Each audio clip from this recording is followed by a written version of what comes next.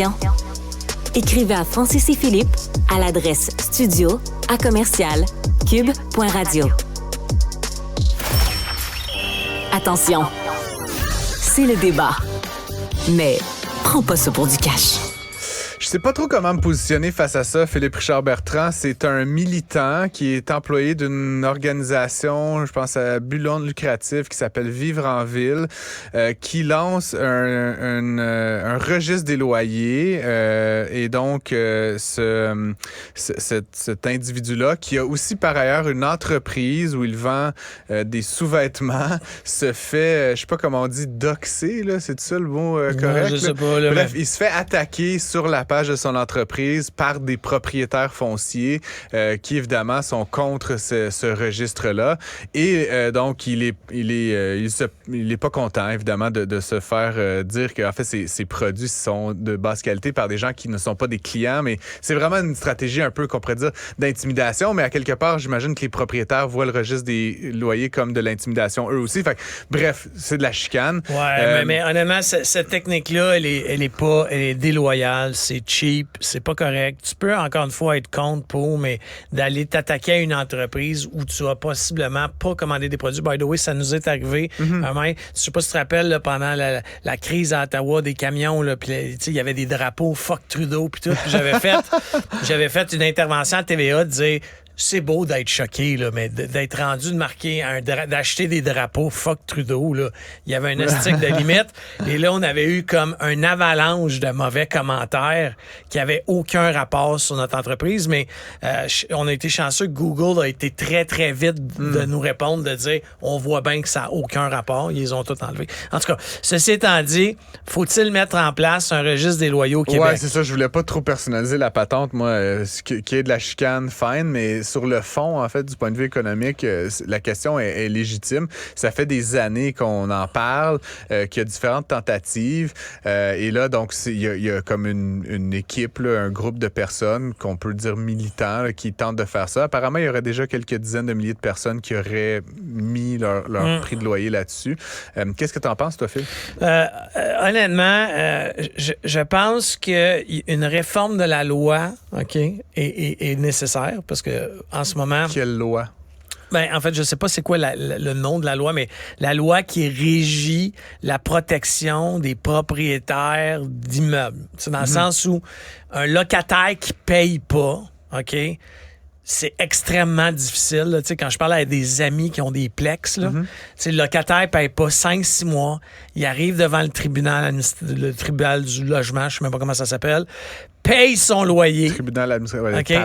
Ouais. Il paye son loyer cette journée-là, puis là, le juge dit « Ah, vous avez été payé », mais il recommence le lendemain matin à pas payer. Alors, par contre, je pense que pour protéger les locataires, que les loyers soient connus, moi, je vois ça d'un bon œil. Pour protéger les locataires, donc. Moi, je pense que pour les locataires, tu sais, puis je veux pas casser du sucre, je veux pas, mais moi, j'ai vu des choses. Moi, ça fait quelques années que je suis à loyer par choix, ce qui me permet de me promener. Ah oui, t'es un locataire? Moi, je suis locataire. Ouais, je suis locataire pour la simple raison que, tu sais, j'ai mon plus vieux qui vient de déménager à Lennoxville pour une couple d'années. Je ne ferme pas l'idée à m'exporter à Sherbrooke pour aller proche de lui. Mon plus jeune va aller aux États-Unis, je pourrais aller aux États-Unis. Alors, moi, c'est un choix. Mais, tu sais, bon, j'ai vu des propriétaires de logements où j'ai quitté, là, me dire dis pas combien que tu payais de loyer quand tu vas faire une visite parce que je m'en allais dans une autre région, là, tu sais. Alors, ça, j'ai trouvé ça, tu sais, puis moi, j'embarquais pas vraiment là-dedans, là. Je me suis même chicané de façon énorme avec un ancien propriétaire parce que moi, je m'en tirais pas. Alors, moi, je pense que pour protéger les locataires, que les locataires comprennent, tu sais, on payait combien. Par contre, je vais te donner un exemple. La personne qui a son loyer depuis 30 ans puis qui paye encore 400, tu sais, je vais te dire n'importe quoi, tu sais, 900 piastres. Ben non, 400. 400 piastres. Ça non plus, ça n'a pas de sens, tu sais, parce que ça fait pas... Alors moi, je pense qu'il faut revoir la loi pour remettre ça, autant pour protéger le locataire d'un propriétaire véreux, d'un logement insalubre, mais il faut aussi protéger le propriétaire qui a rénové son appartement et qui a le droit de faire charger plus cher parce qu'il l'a rénové.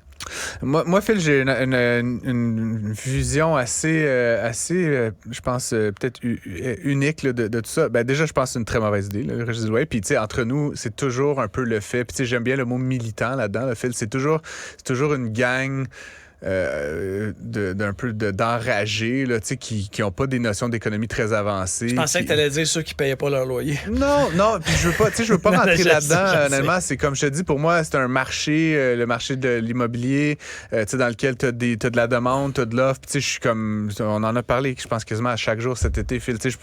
Il n'y a pas assez d'offres, il faut trouver des manières d'encourager l'offre, etc.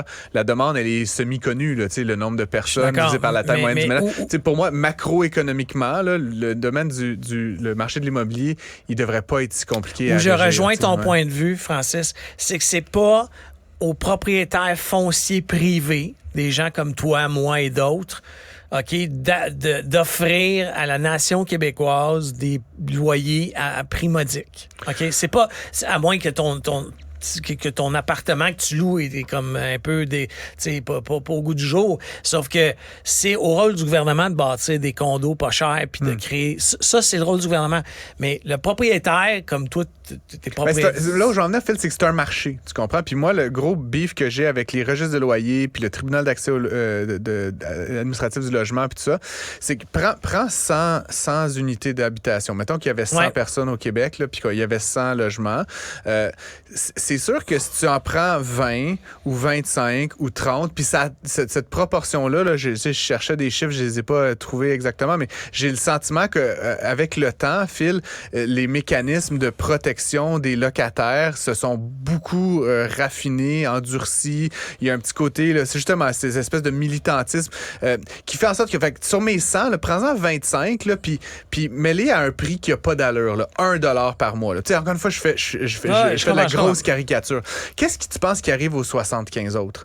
Ben forcément, dans une logique de marché concurrentiel, les 75 autres vont payer plus que la valeur du marché parce que ces 25-là payent moins que la valeur du marché. Dans un marché purement concurrentiel, là, l'offre et la demande se rejoignent puis tu finis par avoir un prix juste pour le bien en fonction de l'offre et de la demande. Actuellement, de manière un peu arbitraire, on protège des gens en deçà de la valeur du marché, ce qui fait que tout le reste du monde paye beaucoup trop cher pour le logement parce qu'il y en circule moins sur le marché. Fait que pour moi, à chaque fois qu'on dit on va arbitrairement plafonner les loyers, ce qu'on fait, c'est qu'on augmente le prix pour tous les autres. On crée une forme de rareté artificielle et donc, ce faisant, ça monte les prix à la hausse. Et donc, c'est la même chose qui est en train de se passer avec le logement abordable, avec le logement social.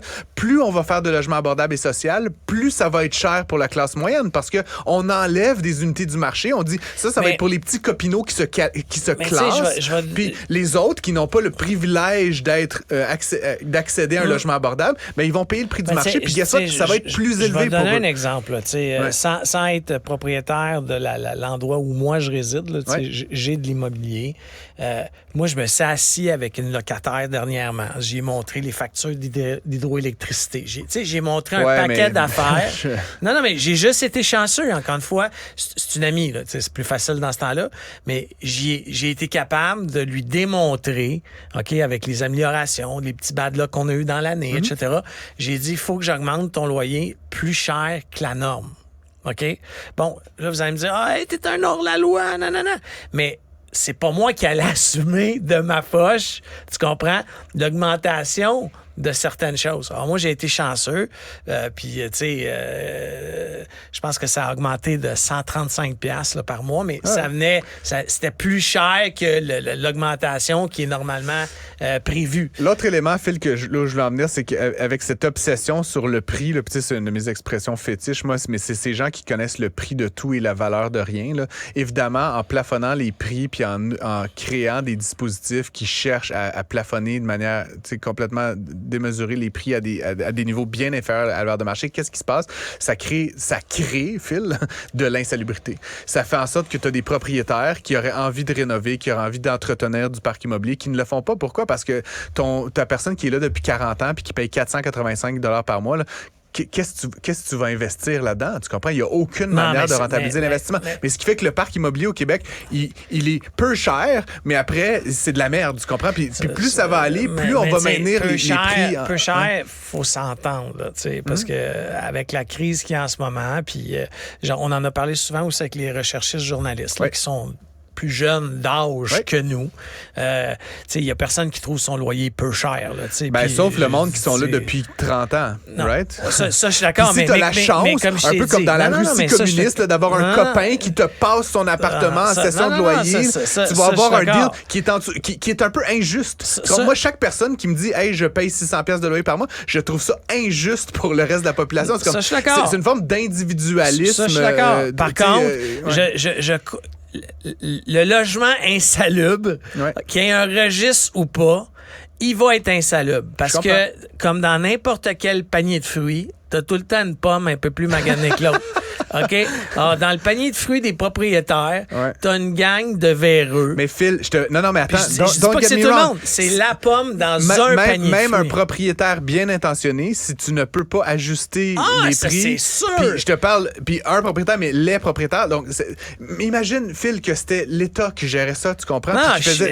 Mettons que tous les logements étaient rendus publics, là, tu n'aurais pas d'incitatif à investir, sinon un incitatif moral, mais tu n'aurais pas d'incitatif économique à investir dans le bien parce que tu gardes le prix cheap. Mais c'est pour ça que je te dis qu'en ce moment, on essaie de... Selon moi, là, puis je connais pas le dossier, puis tu connais beaucoup plus l'immobilier que moi, là, ben, j'ai comme l'impression qu'on veut créer un registre, OK, quand c'est la loi qu'il faut changer.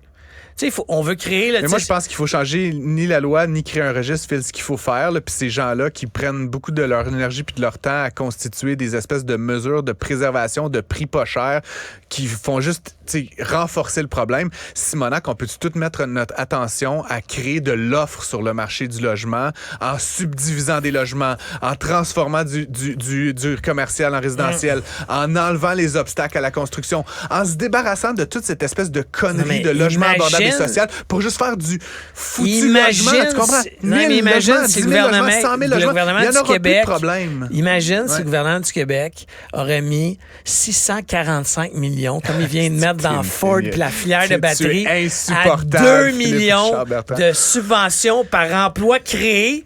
Hey, 2 millions, là, t'en crées des logements. Là, je vais finir avec une dernière chose, puis ça, c'est peut-être un truc qu'il faudrait voir. Je vais m'intéresser à ça dans les prochaines semaines. Je suis en vacances, moi, Phil, à partir de cet après-midi, mais... Youpi! Mais la dernière affaire, qui est un effet évidemment peut-être non attendu, mais dans les géographies où ça a été fait, des registres de loyer un petit peu plus exhaustifs. Puis entre nous, fait la date, là, il y a, je pense, 30 000 personnes qui ont rempli une déclaration. C'est moins de 1% des logements au Québec. Et 2, si tu ne fais pas la mise à jour continuellement, éventuellement, tu vas te retrouver avec un registre des loyers qui est désuet, qui présente plus les bonnes informations. Fait que ça va être un peu tout croche. Donc ça, c'est une affaire. Puis l'autre truc, c'est que tu as possiblement des propriétaires, eux, véreux, là, pour revenir à ton expression favorite, qui, voyant ce registre des loyers-là, et qui, possiblement, eux, sont en dessous du prix qui est attendu pour un 3,5, un 4,5, un 5,5, vont avoir un incitatif, non pas à avoir peur ou quoi, mais à augmenter les loyers pour se coller sur la moyenne. Donc, il va y avoir plein de façons de faire. Tu as aussi plein de mécanismes de contournement. Tu pourrais avoir encore une fois, des véreux, mais tu sais, dans n'importe quel système, puis Dieu sait que dans le domaine du logement actuellement, il y en a des gens qui trichent un petit peu. Pourquoi, Phil? Mettons que t'es mon locataire, là, OK? Puis que je te charge 600$ par mois. Qu'est-ce que tu dirais, là? Puis en plus, je sais que tu as de la misère financièrement. Je vais te donner une petite somme d'argent, puis tu vas aller inscrire ton loyer au registre du loyer, puis tu vas dire que tu payes 1000. Tu comprends? Il y a plein de façons. C'est de l'autodéclaration. On peut dire n'importe quoi, right? C'est comme, tu sais, les syndicats ont été créés parce que tu avais une couple d'entreprises véreuses à l'époque, puis on est allé aider les travailleurs. Je pense que ce registre-là, OK, va malheureusement beaucoup nuire aux pommes pourrites. Et c'est ce qu'on veut, OK? Malheureusement, peut-être donner un petit coup de coude aux propriétaires qui sont réglo. Mais je pense qu'encore une fois, pour aller aider les gens de s'assurer qu'il n'y a pas une augmentation ridicule du prix du loyer, Il y a plein de rattrapages à faire. Je suis d'accord, Francis, la personne qui paye son loyer 450$ depuis 30 ans. Je suis d'accord, il faut le rattraper. Mais je pense, encore une fois, mon opinion à moi, c'est qu'on est en train de créer un registre quand c'est la loi qu'il faut changer, autant celle qui protège le propriétaire foncier que le locataire. Et moi, en je ce te moment, dis que ce n'est les ni la lois loi, aident ni le beaucoup les registre. locataires. Phil, ce qu'il faut faire, c'est construire du logement, puis build. C'est la seule solution à la problématique du logement au Québec. Puis malheureusement, il y a plein de gens qui se regardent le nombril puis qui se disent « Ah, moi, je paye 682$, c'est donc bien injuste. » Puis finalement, à force de se regarder le nombril, on ne se préoccupe pas puis on met pas nos énergies puis nos ressources au bon endroit, qui est de régler la question de la construction additionnelle de logements. Cet épisode est maintenant